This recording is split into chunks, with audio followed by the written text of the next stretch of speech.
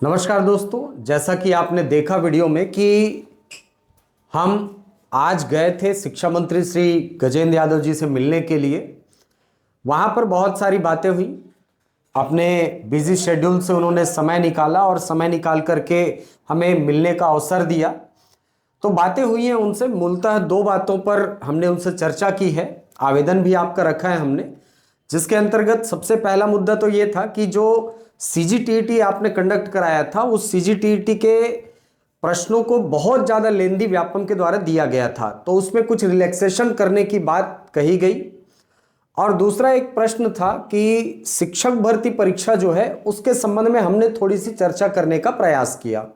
दो मुद्दों पर हम बात करने गए थे। पहले ही हमने मन बना लिया था कि दो मुद्दों पर हम चर्चा करेंगे। एक तो हमारा जो सीजी टेट का मुद्दा था और दूसरा शिक्षक भर्ती परीक्षा का बहुत बड़ा मुद्दा था ये जी। तो पहला जो मुद्दा हमने उनके सामने रखा, पूरा हमने ज्ञापन में लिखा भी था कि हम क्या चाह रहे हैं। तो सीजी टेट परीक्षा के मुद्दे पर तो उन्होंने बहुत अच्छी तरीके से रिस्पॉन्स किया। जो उनके पास अधिकारी खड़े थे उनसे बातचीत भी की उन्होंने और उनसे पूछा भी कि ऐसा कुछ प्रावधान कर सकते हैं क्या, कुछ रिलैक्सेशन बच्चों को दे सकते हैं क्या।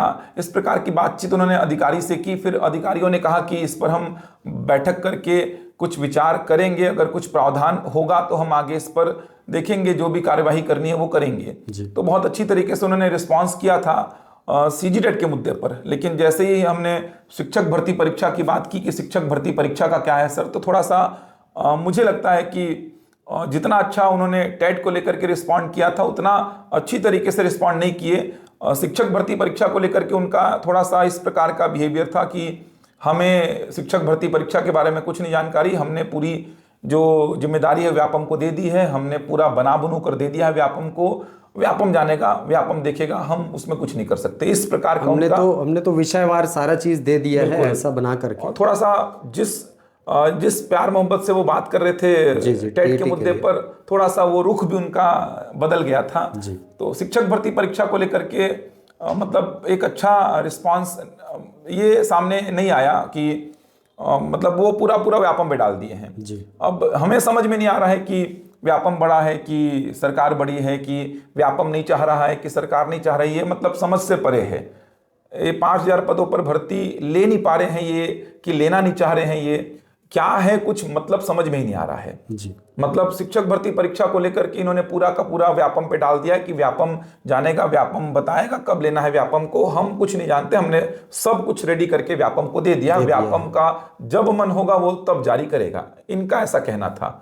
अब आते आते अभी हम संस्थान में आ गए हैं, लेकिन आते आते बहुत सारी बातें मन में चल रही है अभ्यर्थियों को लेकर के। क्योंकि जब मैं कल भी बात किया था बच्चों से कि अपॉइंटमेंट मिला है मुझे मंत्री जी से मिलने का, आज भी बच्चों से बात करा था क्लास लेते समय मॉर्निंग में कि अपॉइंटमेंट मिला है मंत्री जी से मिलने का, तो बच्चे बहुत मतलब एक उत्सुक थे कि सर जा करके ये बात करिएगा, जा करके वो बात करिएगा। मतलब ऐसा तो है नहीं देखिए कि हमको आधा पौन घंटा समय देंगे मंत्री की, हम आधा पौन घंटा बैठ के मंत्री से बात करें। बहुत सारे प्रोटोकॉल रहते हैं, बहुत सारे लोग रहते हैं, तो मुश्किल से 5 मिनट बात हुई होगी हमारी। 5 मिनट में ये सारी बातें हुई हैं, मुश्किल से 5 मिनट हम बैठे थे, अच्छी से बातचीत हुई 5 मिनट में। लेकिन शिक्षक भर्ती को लेकर के मतलब ये चीज़ें हमको समझ में ही नहीं आ रही है कि अब क्या होने वाला है छत्तीसगढ़ में युवाओं का नौकरियों को लेकर के, हमको कुछ चीज़ें समझ में नहीं आ रही हैं। आते आते भी युवाओं का दर्द और युवाओं का वो मतलब इतना उत्साह था बच्चों का। कल मैं क्लास में जाऊंगा तो बच्चे मेरे से पूछेंगे जी सर कि क्या हुआ सर, मतलब मैं खुद ही नहीं बोल पाऊंगा। हम तो संघर्ष को सर शुरुआत से देखते ही आए हैं और ऐसे ऐसे बच्चों को सर हमने फेस किया है जो बहुत सारी कठिनाइयों का सामना करके वो केवल शिक्षक भर्ती परीक्षा की आस में लगे हुए थे सर। और इसमें कुछ मतलब बोल ही नहीं पा रहा हूं मैं तो कि क्या होगा, मतलब युवाओं का जो मतलब इतना सपना संजा के रखे हैं ये लोग कि शिक्षक भर्ती परीक्षा आएगा। अब इनका तो कहना है कि हमने पूरा प्रोसेस कर दिया है, व्यापम कब जारी करेगा व्यापम बताएगा। मतलब इनको एक डेट नहीं दे पा रहे हैं ये लोग, या फिर यहाँ के जो लोग हैं उनको आगे आकर के अपनी मांग रखनी पड़ेगी भाई कि शिक्षक भर्ती परीक्षा जो है वो लाइए, वो सामने आना पड़ेगा। एक आपको सामने जा करके मांग रखनी पड़ेगी और जो पत्रकार भाई बंधु हैं यहाँ के उनको भी साथ देना पड़ेगा। क्योंकि देखिए हमारी बात तो मंत्री जी उतना सुनेंगे नहीं, ना हमको रिस्पॉन्ड देंगे, लेकिन पत्रकार जा करके सवाल पूछेंगे तो पत्रकारों को तो जवाब मिलेगा। पत्रकारों के पास तो कहीं ना कहीं ये एक चौथा स्तंभ है सर, वो हमारे चौथा स्तंभ है हमारे लोकतंत्र के। तो बिल्कुल। कहीं ना कहीं मंत्रियों का दायित्व भी बनता है सर उस स्थिति में। हमको तो उतना रिस्पॉन्ड नहीं करेंगे वो, क्योंकि हमसे पूछ रहे थे कि आप क्या हैं, स्टूडेंट हैं कि क्या हैं जी। तो हमको उतना रिस्पॉन्ड नहीं करेंगे वो। आप खुद जाके मांग रखेंगे या आपके साथ पत्रकार जाएंगे मांग रखेंगे तो वहां पर रिस्पॉन्ड करेंगे वो। और ये तो जानना ही पड़ेगा कि शिक्षक भर्ती का शेड्यूल तो कम से कम दीजिए। आपको अक्टूबर में लेना है तो अक्टूबर में लीजिए, मई जून में लेना है तो मई जून में लीजिए, लेकिन एक शेड्यूल तो रखिए, बच्चा तैयारी तो करे, बच्चे का प्रिपेयर तो रहे सर। बिल्कुल बच्चा। अरे सर मैं मतलब ऐसे ऐसे बच्चे तैयारी कर रहे हैं, महिलाएं जो हैं वो, विवाहित महिलाएं जो हैं वो अपने घर बार छोड़ करके तैयारी में लगी हुई है, ये सपना संजो करके कि मेरे को शिक्षक बनना है। और ये नहीं कि सर वो 5-6 महीने की तैयारी है, वो 3 साल से संघर्ष कर रही है। बिल्कुल बिल्कुल सर। जो पुरुष हैं, जो आर्थिक दबाव में है, सामाजिक दबाव में है, जो बच्चे हैं जिनको ऑलरेडी इतना 2-3 साल से उनके घर वाले उनके पैसे का पूरा जो भी उनका खर्च है वो सब वहन कर रहे हैं। अब नहीं है सकती भाई, नहीं है सकती घर वालों के पास भी कि वो पैसे दे पाएं। इतनी आर्थिक स्थिति हमारी मजबूत नहीं है कि हम अब आपको पैसे दे पाएं, आप बिलासपुर में, रायपुर में या बड़े बड़े शहरों में रह करके किसी कोचिंग में जाकर के तैयारी कर पाएं। इतने अब शक्ति नहीं बची है। और बच्चे भी अब बहुत ज़्यादा सामाजिक दबाव में आ चुके हैं कि 2 साल हो गया, 3 साल हो गया, 4 साल हो गया, कब तक तू तैयारी करेगा, कब शिक्षक भर्ती आएगी, कब तू बनेगा शिक्षक। मतलब बहुत सारा दबाव है बच्चों के ऊपर। हम समझ रहे हैं क्योंकि लाखों बच्चे हमसे जुड़े हुए हैं। सोशल मीडिया के माध्यम से या क्लासेस के माध्यम से लाखों बच्चे हमसे जुड़े हुए हैं। तो हम बच्चों का दर्द डेली देख रहे हैं। मैं तो क्लास में भी बातचीत करते रहता हूँ कि बच्चे बहुत ज़्यादा दबाव में हैं।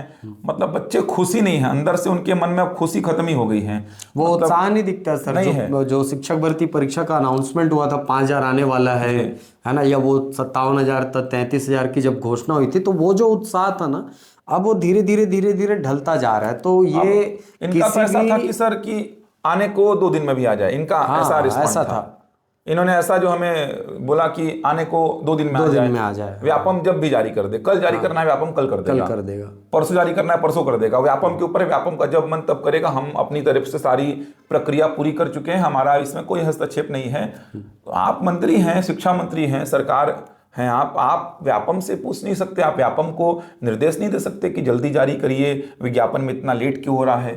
चलिए एग्जाम लेट लेना लेट लीजिएगा, विज्ञापन तो जारी करो, जानकारी तो दो हमको कि कब शिक्षक भर्ती आप लेने वाले हैं। उतनी जानकारी जारी करने में पता नहीं इनका क्या मनसा है, कुछ समझ से परे है। तो इनका तो मुझे मतलब समझ में चीजें नहीं आई हैं। जो मैं खुशी गया था कि बहुत सारी चीजें समझ में आएंगी शिक्षक भर्ती को लेकर के, तो शिक्षक भर्ती को लेकर के तो थोड़ा सा दिक्कत ही है। कब जारी होगा तो ये आगे आकर के सवाल अपन को अब रखना होगा, डेली सवाल रखना होगा, डेली ट्वीट करना होगा शिक्षक भर्ती को लेकर के कि शिक्षक भर्ती कब आएगी। सवाल डेली पूछेंगे, दबाव बनेगा, तब शिक्षक भर्ती का विज्ञापन जारी होगा।